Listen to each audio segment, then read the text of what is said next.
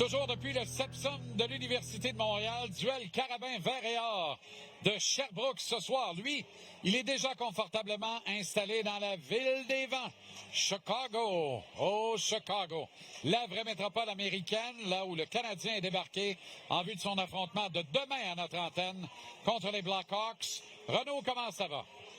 Ça va bien. Content de savoir que tu es au match de football ce soir. C'est toujours un moment agréable, ce football universitaire. Puis je te vois avec ta tuque. Ça me dit qu'il fait quand même un peu froid présentement à Sherbrooke. Écoute, je me serais pas mis les pieds dans le lac Michigan si le lac Michigan était ici à Montréal aujourd'hui. Mettons ça de même. C'est à Montréal. Fait que, mais non, mais oui, faut se protéger. Un microbe est si vite arrivé. Ah tiens, Vlasno, c'est une blague. OK. Alors, donc, le Canadien a remis les pendules. Canadien a remis les pendules à l'heure hier, Renaud. Et ce qu'on a pu constater dans ce match-là, d'abord, les Red Wings sont pas aussi mauvais que ce qu'on a vu hier. Ils sont pas très bons non plus, il faut l'admettre. Là. Ce sera pas pour cette année la sortie du trou, disons ça comme ça. Mais le Canadien est équipé pour embêter les adversaires auxquels il fait face. Oui, on a modifié la façon de jouer en zone neutre, Jean-Charles, chez les Canadiens. Donc, surtout quand l'adversaire a la rondelle, on veut trouver une autre façon de contrer l'adversaire, un schéma différent qui est présenté. Puis, si ça a été efficace dans le match d'hier, ça l'a été, dites-vous aussi, même plus efficace dans le match de mercredi. Mais je veux vous montrer quand même des exemples dans la rencontre d'hier parce que la zone neutre, là, ça paraît tellement...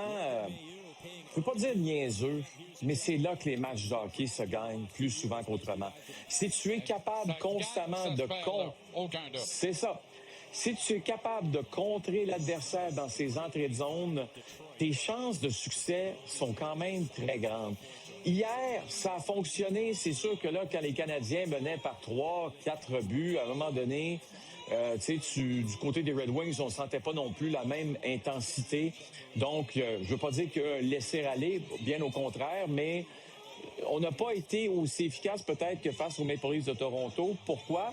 Parce que ça a été une rencontre serrée du début, on va dire jusqu'à peut-être la 7e, 8e minute ou la 13e minute de la 3e période. Puis à partir de ce moment-là, du côté des Maple Leafs, on a pris un peu plus le contrôle du match. Évidemment que du côté des Canadiens, on avait enlevé Samuel Montembeault du filet. Mais c'est quelque chose qu'il faut surveiller cette saison. On a parlé beaucoup de l'efficacité des Canadiens de Montréal en zone offensive. On a amélioré la zone défensive.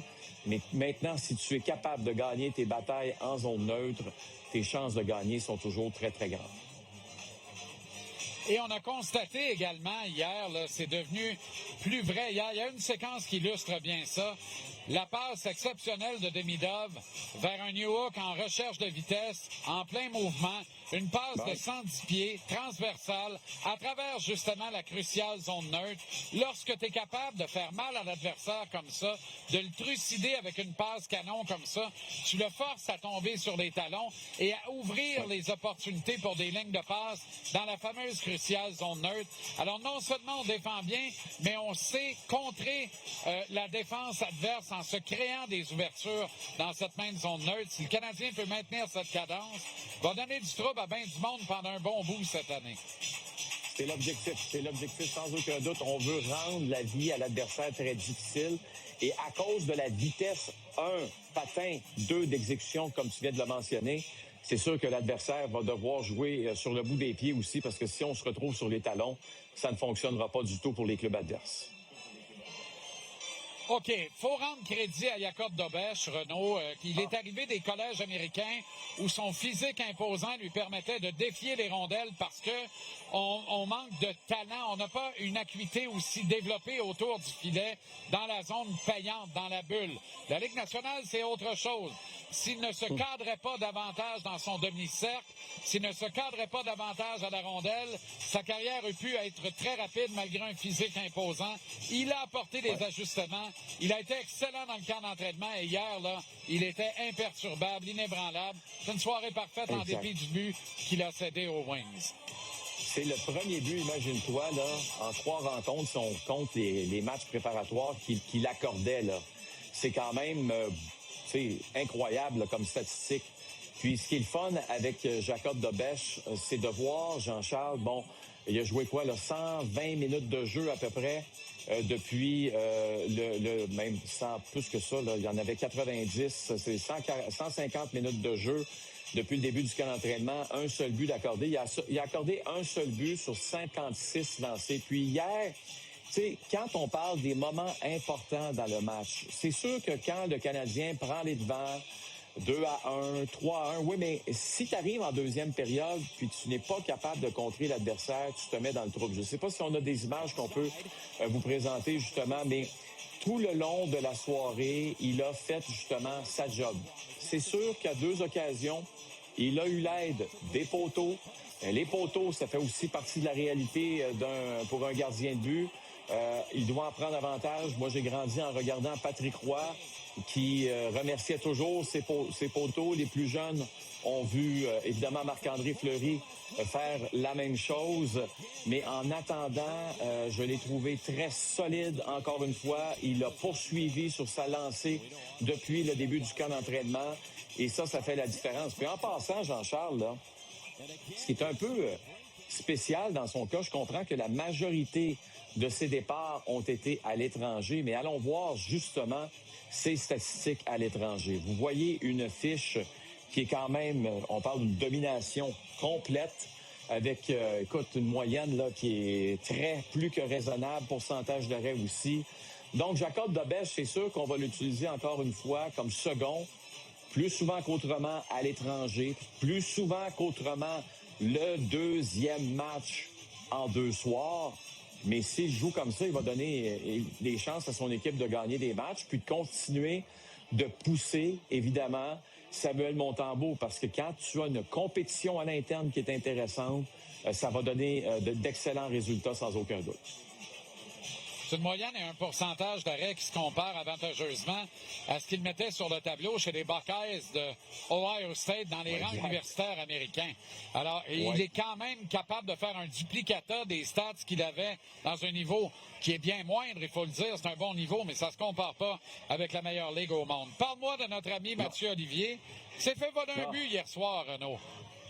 Oui, Mathieu, là, joue maintenant sur le 3e trio des Blue Jackets de Columbus. Puis c'est un match serré qui est quand même face aux Prédateurs de Nashville. Puis un moment important dans cette rencontre. Là. Il reste 17 secondes à faire en deuxième période.